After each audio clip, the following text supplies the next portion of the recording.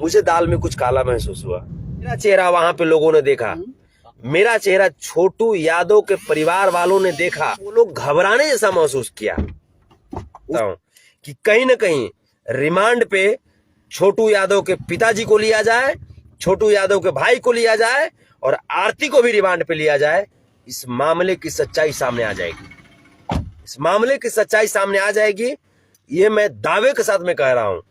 एक वाले मैटर जो कि अररिया में छोटू हत्याकांड हुआ है प्रेम प्रसंग में, वहां भी जाइए और जा करके कुछ वहां की सच्चाई दिखाइए और इंसाफ दिलवाइए आरती को। तो आप सबके विशेष कहने पे मैं वहां पे गया और पटना से करीब करीब 400 किलोमीटर की मैं दूरी 5 गाड़ी से यहाँ पे आए। करीब करीब 50,000 रुपया मेरा निजी खर्च है। सिर्फ आप लोग के कहने पे, समाज के लिए मैं यहाँ पे आया। लेकिन यहाँ की हकीकत जब मैं देखा तो मुझे दाल में कुछ काला महसूस हुआ।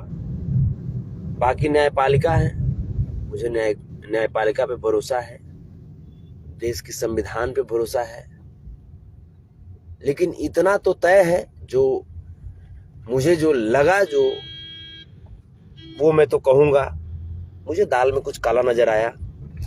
छोटू हत्याकांड में मैं पहले से कहता आ रहा हूं, चूंकि मुझे भी यहाँ के कुछ लोगों से, मैं पटना था तब भी यहाँ के कुछ लोगों से मेरी बातचीत चल रही थी, मैं इनपुट लेने की कोशिश कर रहा था। छोटू हत्याकांड में कुछ दाल में काला है। आखिर क्या बात है कि मीडिया जब जब आती है, वैसी मीडिया जो लगा, जो जब यादव में झगड़ा होता है तो बीच में मजा लूटने का काम करती है, बीच में यादवों को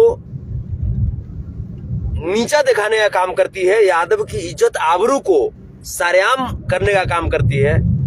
उन मीडियाओं को यहाँ पे प्राथमिकता मिल रहा है। वहां पे मैं जानबूझ करके लेट नाइट गया। मैं 4 बजे ही सुपौल में आ गया हूं। लेकिन चूंकि मुझे इस बात का एहसास था कि वहां पे अगर हम दिन में जाएंगे तो जो मेरे जो चाहने वाले हैं, जो मुझे जानते हैं, उन लोगों का वहां पे क्राउड होगा। तो यहाँ पे पब्लिसिटी के लिए आदमी थोड़े जाता है और क्राउड के लिए थोड़े जाता है। यहाँ पे आदमी इंसाफ के लिए जाता है। जो सच्चाई है, जो समाज जानना चाहती है, उस सच्चाई को दिखाने के लिए, मैं जानने के लिए और समाज को बताने के लिए मैं वहां पे गया था। लेकिन उन लोगों का कहना है कि आप दिन में आइए। हम उनको बताए भी। यहाँ पे हमारे साथ एक बहुत ही प्रतिष्ठित व्यक्ति, समाज सेवी व्यक्ति, ये समाज के सब लोग और इनके साथ साथ तमाम लोग, आगे भी गाड़ी में बहुत सारे समाज के लोग हैं, जो कि हम जब यहाँ पे आए तो इन लोगों से मैंने बात किया। ये लोग बोले कि चलिए, जब आप आए हैं तो हम भी चलेंगे और जो भी इंसाफ की लड़ाई होगा उसमें हम लोग भी अपने साथ हैं और हम लोग भी साथ देंगे। चाहे दोषी कोई भी हो, उसको सजा दिलवाएंगे। लेकिन होता क्या है कि वहां पे पहुंचने के बाद मीडिया को तो कवरेज किया जाता है, करने की इजाजत होती है।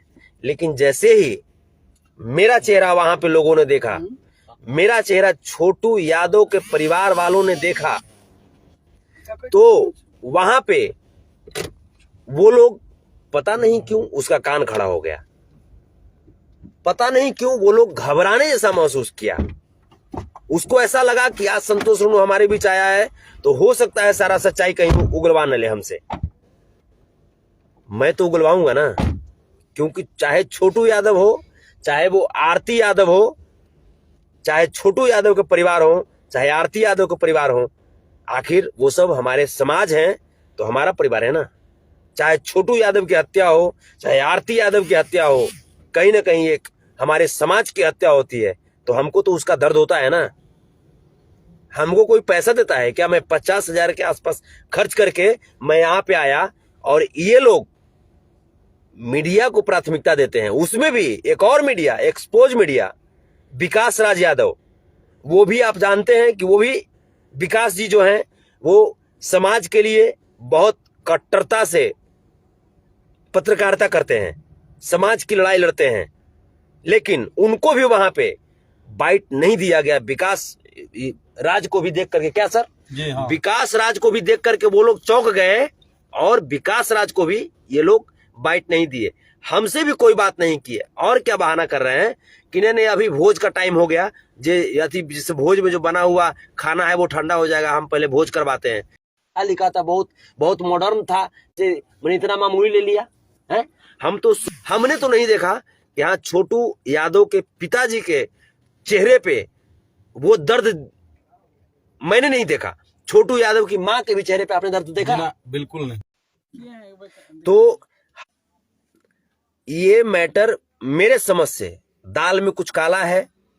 मैं अभी विशेष में नहीं बोलूंगा, आप लोग धैर्य रखिए, लेकिन इस मैटर का उद्भेदन करूंगा क्योंकि ये मेरे समाज का मैटर है और समाज के लिए आपको पता है कि समाज के लिए संतोष रेणु यादव किसी भी हद तक गुजरता है, किसी भी हद तक गुजरता है। कोई इसका मास्टरमाइंड है और मैं प्रशासन से मैं कहता हूं, मैं प्रशासन से मैं कहना चाहता हूं कि कहीं ना कहीं रिमांड पे छोटू यादव के पिताजी को लिया जाए, छोटू यादव के भाई को लिया जाए और आरती को भी रिमांड पे लिया जाए। इस मामले की सच्चाई सामने आ जाएगी, इस मामले की सच्चाई सामने आ जाएगी। ये मैं दावे के साथ में कह रहा हूं।